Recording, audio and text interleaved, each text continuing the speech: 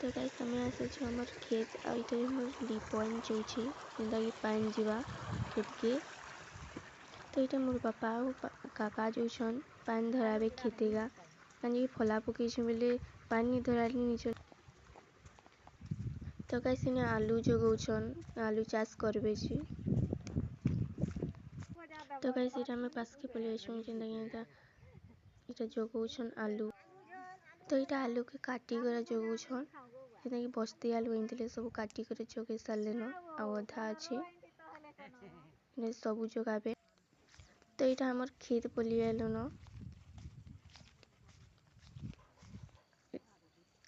देखुथिबे केंदा इने फला पकी छु जिंदा कि टिके टिके अकला न सागवा सागवा दिसु छी तो आज वीडियो थी एतकी न जदि भल लागला हेले लाइक टे और सब्सक्राइब टे कर दबो।